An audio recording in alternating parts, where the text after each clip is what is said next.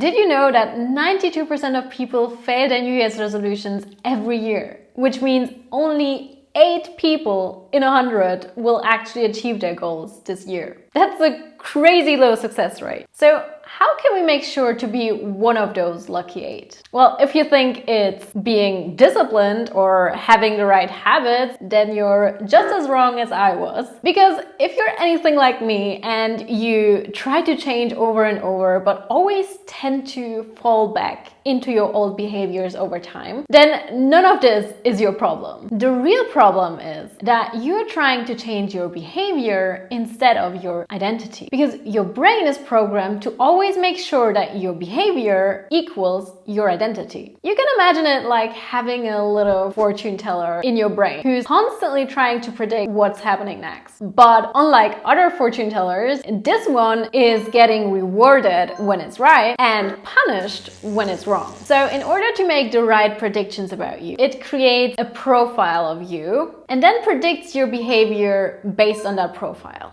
So if, for example, your profile says you're not a morning person and you're having trouble to get out of bed in the morning, then it will predict that you will snooze your alarm once it rings. Now, if you suddenly decide to get up at 6 a.m. immediately after your alarm rings, your brain still uses the same profile to predict your behavior, so suddenly your behavior doesn't match that profile. And your brain hates that. So it will be extremely hard to actually get out of bed. And even if you manage to do it, your brain will constantly try to push you back into your snoozing behavior so that you become predictable again. And that's exactly why over time we tend to fall back into our old behaviors, because we are literally fighting against our brain, which is like swimming against the current. You can do it for a while, but over time you get tired and swept away. But the good news is you can use this principle to your advantage. Because if you change your identity first, your brain will automatically align your behavior. So this way you're swimming with the current, so you arrive faster and with less effort. So yeah, that's exactly what we're doing today. And when I say we, I mean it, because this girl has been a mess for the past 2 years, and no matter what I tried, I never managed to change for longer than 2 months, so I really need this.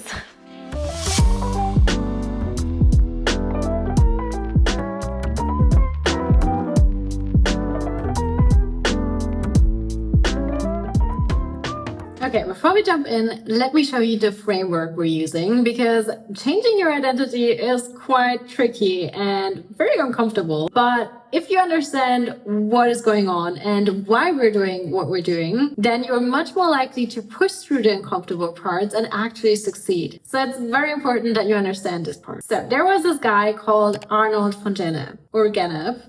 Let's call him Arnold. So Arnold went and studied human beings around the world and in different cultures. And he found that whenever people go through transformation in life, they always go through the same 3 steps. First, a separation from their old self, then an in-between liminal phase where they already left behind their old self, but they're not yet in their new self, and integration where they step into their new self and live it out every day and accept it as their new self. Now, if you look back to our example with the brain and the profile it has about you, then you can see that this liminal phase is the worst case scenario for your brain, because it has no profile to base its predictions on. Your old profile is gone and your new profile is not yet developed. And that's why it feels extremely uncomfortable, because your brain is missing that good old familiar profile it had and kind of wants you to go back so that it can use that again. So because this phase is so uncomfortable and risky, I made sure to keep this part as short as possible, but also as long as needed to actually develop a proper new profile.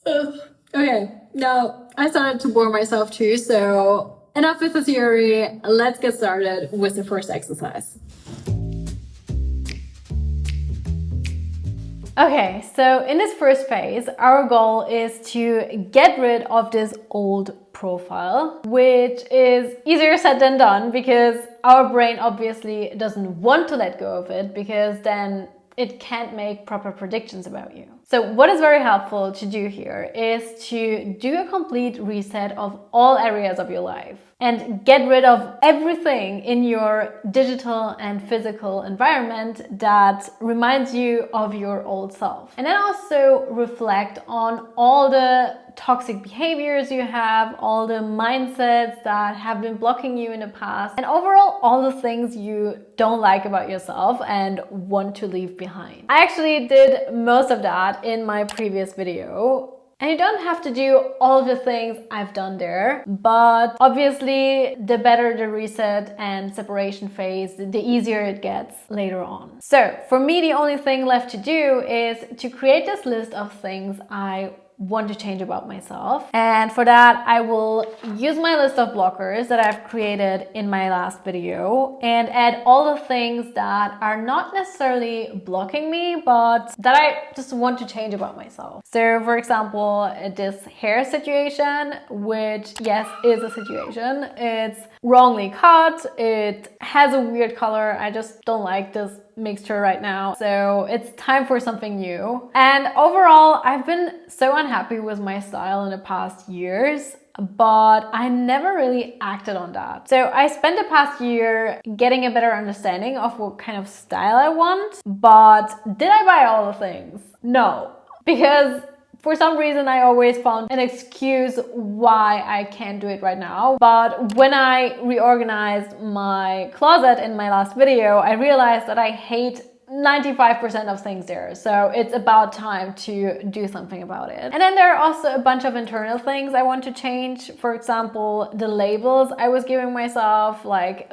being this chaotic, unorganized person. When you have a bunch of goals, it's very unhelpful to be chaotic and unorganized. I can tell you that. So definitely a thing I want to change. Another label I was giving myself is to be extremely introverted and not very social, which I don't like about myself. I want to be social. And when I look back into my childhood, I was very extroverted back then and I enjoyed being social. So why not bringing that back? And then also a big thing for me is health. Like I've had a bunch of health issues in the past year, and that made me realize how little care I was taking about my health and how little I valued it. Like I always identified as a person who would like just push through and my body just has to deal with that, whatever I was doing. But that obviously not how it works. Your body at some point is like, no, I'm not doing that, dude. So I want to be that person who values health more and takes care of their body. But yeah, that was just a small selection of things. There are a bunch of more things I want to change about myself. So now I will take my time to write everything down and get a better understanding of it, because this list is going to be very important in the next phase.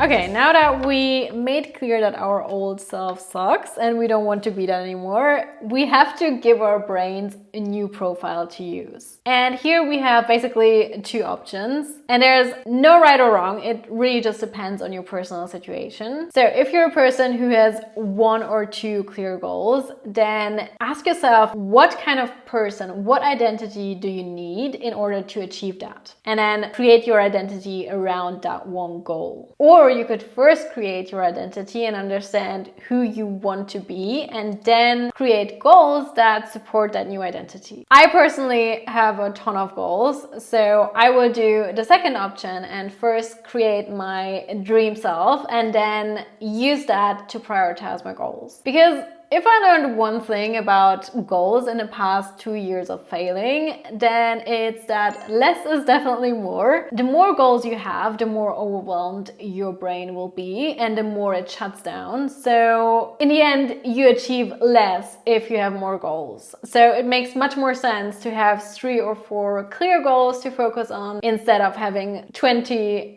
and then achieving none of them. But yeah, that's the topic for the next video when we talk about goal setting. Right now, I first have to find out who I even want to be before I can think about goals. And for that, I will have to create a very clear image for my brain of this new person. Right now, I only have this list of things I want to change, but the thing is, our brain works much better with visuals than with words. So we have to literally create an image of this new person. And the best way to do that is to do a little visualization exercise. So for that, sit down, close your eyes, and then imagine your future self from 1 year from now comes in and sits down in front of you. And really visualize that moment when you first see them. What's the first thing you notice about them? What is their energy? What do they look like? What do you immediately admire about them? And then imagine they're telling you about their past year, their achievements, the challenges they had to overcome. And before they leave, they give you one advice for your next year. What would that be? Really take your time and visualize this moment as clearly as possible.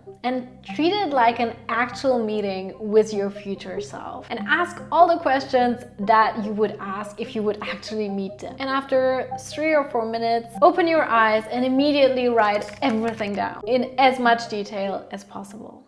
Okay, now we have a first impression of our new self, but that's not enough for our brain. We have to go a little bit deeper. I like to imagine it like dating, where this was just the first date, where we got to see them, we got some basic information about them, but now we want to get to know them on a deeper level. So just like any normal romantic person on dating, we're asking a bunch of follow-up questions so that we get to know them quickly. You don't have to use the same questions. You can make up your own or add whatever comes to your mind. The goal is just to really have this deep understanding of them. So what are their values? What are their main characteristics? What is important for them in life? So basically all the questions you would ask in an actual dating phase.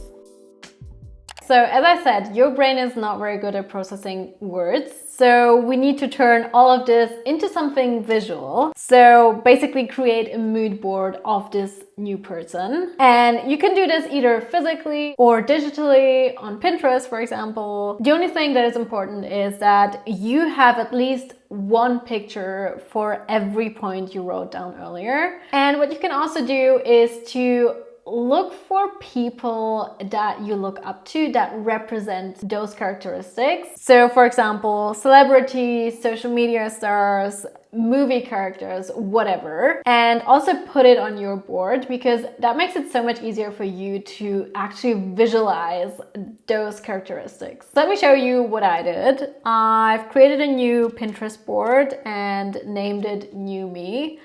I know, genius title.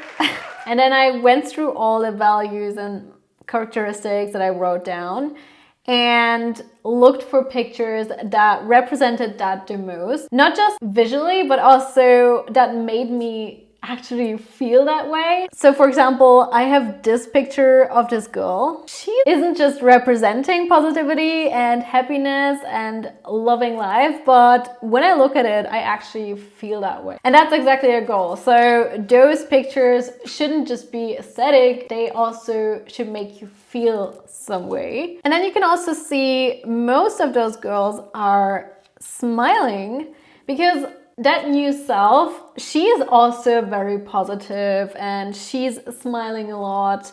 So I made sure that the girls here are also smiling. And then I also added, for example, Alyssa Liu, who represents most of the characteristics my future self would have. For example, she is incredibly ambitious and she has crazy self-belief and confidence and self-love, and she never lets anyone shake that. But at the same time, she is so kind and so grounded and always herself. She doesn't try to impress anyone. And that's exactly what I wrote down about my future self. So she's an amazing representation, and she makes it so much easier for me to visualize those abstract characteristics. But yeah, I feel like I'm not fully done, so I will still work on that. but I hope you got a basic understanding of how it could look like. And you might have noticed that I referred to my future self as she and not me, and I am that and I'm smiling. And that's because you can't just decide to adapt a new identity and step into that overnight, especially if there's a big difference between your old identity and the new one. Then it's a giant leap for your brain. You can imagine it like standing in front of a broad river and expecting your brain to jump over it in just one jump. That's impossible, even with a lot of motivation and willpower. If the river is too broad, it's just not possible in one jump. So what we need to do is to throw in some rocks so that it can jump over that river in a few smaller jumps. And the first rock is to create this character and create the mood board and have an understanding of this future self and referring to it as a different person, not us, it's just a different person, like a friend. And this way we allow our brains to get to know this new character and to accept it without having to deal with this conflict between your old self and the new one. And once we took this first metaphorical jump and it feels good, then we're ready to throw in the next rock, which is to create an alter ego based on this mood board. And for this, we will use a tool from marketing, which is called a persona. Okay, let me stop myself here and save you 2 minutes of your life and instead show you what I actually did. So I went on Canva and looked for persona templates to create this profile of my alter ego. The thought behind all of this is to create an actual person out of all the information we collected so far. So you can think of it like being an actor and now you have to play a role. And for that, you're creating like a cheat sheet to make it easier for yourself to understand this person, to emphasize with that person, and to keep in mind what is important. And for that, it is very helpful to give your alter ego a name. It doesn't matter what name you use. Like it could be either a name that you like, or in my case, I tried to choose a name with a meaning behind it, the main characteristics of my alter ego or my new identity. And not gonna lie, I did a long brainstorming with Chetty and eventually decided to name her Amélie Soleil, which is a bit more French than I intended, but it has all the meanings that I intended to include in that name, so I like it. But honestly, you could name her Bobson.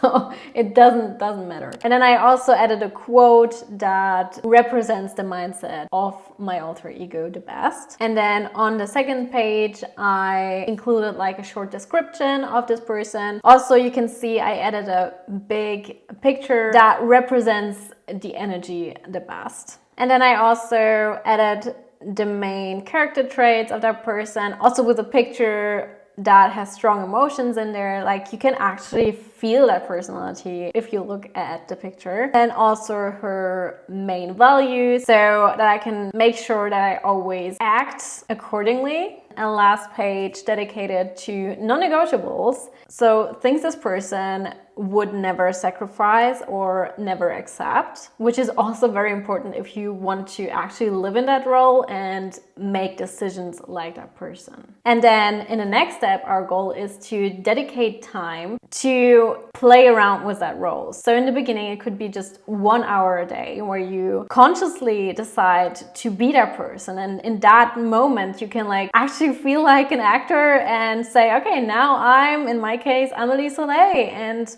what would she do now? How would she behave? How would she go about her day? And make sure to make it as fun as possible, because then there's less resistance in your brain. And the fun thing about this is that if you do this long enough, this will feel more and more natural. And your brain will lose this sense of what is reality and what is acting. And you might notice from actual actors, some character traits of roles they played actually stick with them, even if they didn't want to. And and they have to actively leave a role behind so that they don't accidentally stay in that role even after the movie is finished. So it's a very, very powerful thing for our brain because it happens naturally. So here, in this case, the only thing you have to do is to actually dedicate time to step into that role and get used to it. And all the rest is happening naturally without you even noticing. The only thing you notice is that over time, it becomes kind of like a part of you until most of these traits just stick to you and you actually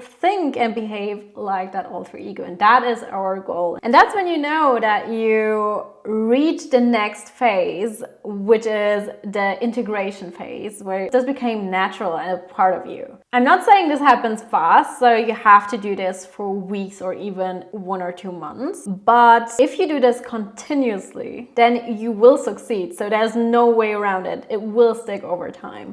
So that will be your homework and what I will be doing now. And then once this started sticking and it feels natural, we're ready to create goals that make our new identity successful. But for now, just pat yourself on the back for wanting to change and going this hard way, because let's be honest, this is the hard way, but the one that actually makes you successful. That's something you can actually be proud of, because not many people take the time and effort to do so. The only thing that would make you even cooler and give you some extra karma points is if you like and subscribe and let me know in the comments what you liked about this video and what you want to see more in the future so that I can make better videos for you. But yeah, jokes aside, I really appreciate you being here. Thanks so much for watching and see you in the next one. Bye!